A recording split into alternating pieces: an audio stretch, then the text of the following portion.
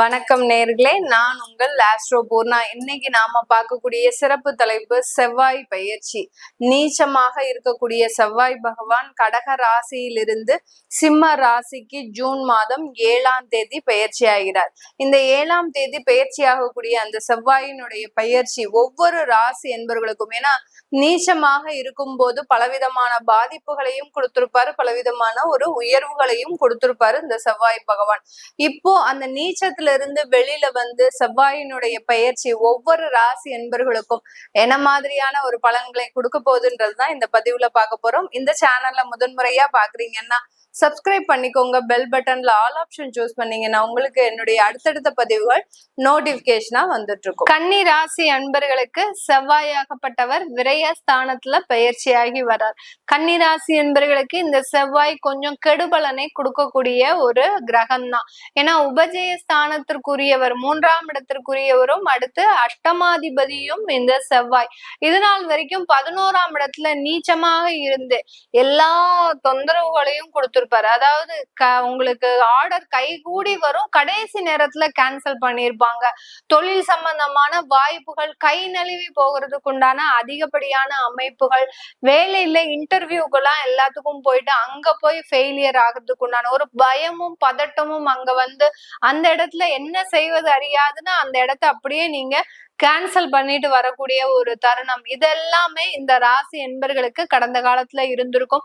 கன்னி ராசி என்பர்கள் யாராவது இன்டர்வியூல ஃபெயில் ஆகுவாங்கன்னு சொன்னா நம்புற மாதிரி இருக்கா?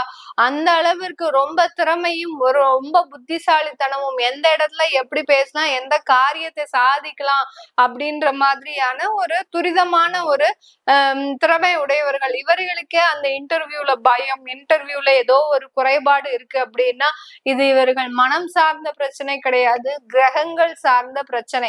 அந்த 11ஆம் இடத்துல அந்த செவ்வாய் நீச்சமாக இருக்கும் போது மிக பெரிய அளவுக்கு அந்த பிரச்சனைகளை கொடுத்திருப்பாரு. அடுத்து மறு திருமண வாழ்க்கை கடந்த 5 மாதங்களாக உங்களுக்கு பெரிய ஏமாற்றத்தை கொடுத்திருக்கும். நல்லா வாழ்க்கை வாழணும்னு நினைச்சு நீங்க தேடி தேடி கண்டுபிடிச்சு அந்த 2வது திருமணம் பண்ணிருப்பீங்க. அந்த திருமணத்திலேயே ஒரு தோல்விகள், தேவையில்லாத கருத்து வேறுபாடுகள், இது எல்லாத்தையுமே இந்த கன்னி ராசி அன்பர்களுக்கு கடந்த காலத்துல இந்த செவ்வாய் நீச்ச செவ்வாய் கொடுத்திருப்பாரு. இப்போ இது எல்லாமே நிவர்த்தி ஆகக்கூடிய ஒரு டைமா கேட்டீங்கன்னா அதுல இருந்து கடந்து செல்லக்கூடிய ஒரு நேரமாக தான் இருக்கும். இந்த நாட்களும் கடந்து போகும் அப்படின்னு சொல்லுவோம் இல்லையா? அதே மாதிரிதான் இது 12ஆம் இடம்ன்றது விரயஸ்தானம். அப்படி இருக்கும்போது இந்த இழப்புகளை நீங்க ஏற்றுக்கொள்ளக்கூடிய ஒரு மனப்பக்குவத்திற்கு ஆளாகக்கூடிய ஒரு நேரமாக தான் இருக்க போகுது. ஏன்னா உங்களுடைய செவ்வாயாகப்பட்டவர் 12ஆம் இடத்துல இருந்து உங்களுடைய உபஜய ஸ்தானத்தையும் பார்க்கிறார். அப்படி இருக்கும் போது ஒரு இடமாற்றத்தை செஞ்சுக்க போறீங்க. அந்த இடமாற்றம் மூலமாக உங்களுக்கு அதுல இருந்து பழைய பிரச்சனைகள்ல இருந்து நிவர்த்தின்றது அதன் மூலமாக பெறக்கூடிய ஒரு தருணம். இல்ல சில சமயத்துல போல்டா எதிர்த்து பேசி எனக்கு வேண்டவே வேண்டாம், இந்த வாழ்க்கையே வேண்டாம் அப்படின்னு விலகக்கூடிய அளவிற்கு அந்த முடிவுகளை எடுக்கக்கூடிய ஒரு தருணமாக தான் இருக்க போது இந்த ராசி என்பர்களுக்கு. இதுல இளைய சகோதர சகோதரிகள் மூலமாக அதிகப்படியான இழப்புகள், விரயங்களை சந்திக்கக்கூடிய ஒரு நேரம். அவங்களுக்காக நீங்க சில விஷயங்களை செஞ்சிருப்பீங்க, கடன் வாங்கி செஞ்சிருப்பீங்க. இப்போ அவங்க உங்களை டாடா பை பை சொல்லிட்டு அவங்க பாட்டுக்கு அவங்க வேலையை பார்த்து போகக்கூடிய ஒரு டைம்.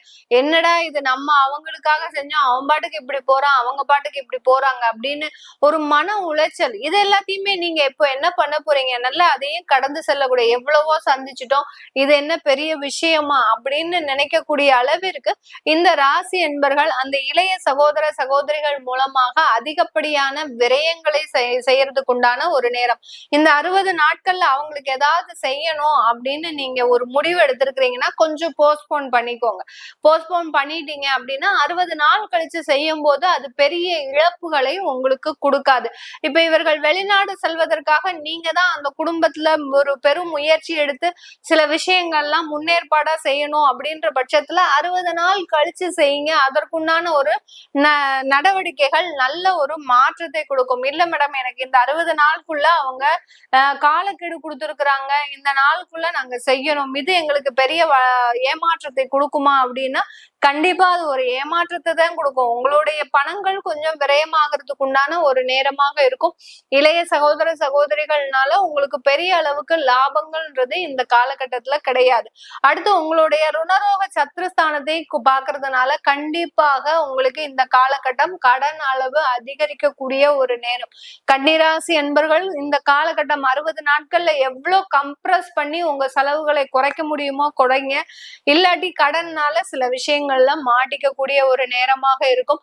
தொழில் சம்பந்தமான கடன்கள் வாங்குங்க, அது ஒரு பெரிய பிரச்சனையே கொடுக்காது. ஏன்னா இந்த செவ்வாயாகப்பட்டவர் உங்களுடைய உபஜய ஸ்தானாதிபதி தான். அதனால உங்களுக்கு அந்த தொழில் சம்பந்தமான சில கடன்களை வாங்கும் போது அதுல மாற்று ஏற்பாடுகள்ன்றது இந்த காலகட்டம் இந்த ராசி என்பர்களுக்கு கிடைக்கக்கூடிய ஒரு நேரமாக இருக்கும். 12ஆம் இடத்துல இருந்து உங்களுடைய 7ஆம் இடத்தையும் பார்க்கறதுனால இதுவரைக்கும் இருந்த திருமண தடைகள் இந்த ராசி என்பர்களுக்கு வெகுவாக விலகக்கூடிய ஒரு நேரமாக இருக்கும். ஏற்கனவே 7ஆம் இடத்துல சனி பகவான் இருக்கிறதுனால இப்பதான் அவர் மெதுவா நகர்ந்து வந்துட்டு இருக்கிறாரு உங்களுக்கு உண்டான திருமண தடையை நீக்கிறதுக்கு. இப்போ இந்த செவ்வாயினுடைய பார்வையும் சேர்ந்து வர்றதுனால கண்டிப்பா உங்களுக்கு திருமண தடைகள் நீங்க எதிர்பார்க்கிற அளவுக்கு உங்க உள்ளூர்லயே எல்லாம் வேலை, அதாவது வரன்கள் கிடைக்காது. வெளியூர், வெளிநாடு, வெளி மாநிலம் சம்பந்தப்பட்ட வரன்கள் தான் கண்டிப்பா கிடைக்கும். அத ரொம்ப சந்தோஷமா ஏற்று நீங்க இருந்தீங்க அப்படின்னாலே நல்ல ஒரு வளர்ச்சிகரமான ஒரு வாழ்க்கையாக தான் இந்த ராசி என்பர்களுக்கு இந்த காலகட்டம் இருக்க போகுது. இந்த செவ்வாயினுடைய பெயர்ச்சி இந்த ராசி என்பர்களுக்கு அதிகப்படியான ஒரு வேலை மாற்றத்தை, வெளிநாடு மாற்றத்தை கொடுக்கறதுக்கு உண்டான ஒரு நேரம். நிறைய பேர் பாத்தீங்கன்னா இந்த 60 நாள்ல நிறைய விசா வாங்குறது, அடுத்து பாத்தீங்கன்னா ஆபீஸ்ல நீங்களாவே வாலண்டரியா போய் சில ஆன்சைட் ஜாப் வாங்குறது, இது எல்லாத்தையுமே செய்யக்கூடிய ஒரு டைமாக தான் இருக்க போகுது. ஏன்னா 12ஆம் இடத்துல இருந்து அது செவ்வாய் ஆக்டிவேட் ஆகுறதுனால வெளிநாடு சம்பந்தப்பட்ட வளர்ச்சிகள்ன்றது இந்த ராசி என்பர்களுக்கு அதிகமாக இருக்கக்கூடிய ஒரு நேரமாக தான் இருக்கும். இது எல்லாமே நம்ம கோச்சார நிலவரப்படி பலன்களை சொல்லியிருக்கிறோம். உங்களுடைய ஜனனகால தசாபுத்தி பலன்களை பார்க்கணும் அப்படின்னு விருப்பப்பட்டாலும் உங்களுடைய குழந்தைகளுக்கு நியூமராலஜி படி பேர் வைக்கணும், குழந்தைகளுக்கு ஜாதகம் எழுதணும் அப்படின்னு விருப்பப்படுறவங்களும் கீழே இருக்கிற நம்பருக்கு வாட்ஸ்அப்ல அப்பாயின்மெண்ட் வாங்கிக்கிட்டு நீங்க என்கிட்ட கன்சல்ட் பண்ணிக்கலாம். உங்களிடமிருந்து விடைபெறுவது உங்கள் ஆஸ்ட்ரோ பூர்ணா. நன்றி, வணக்கம்.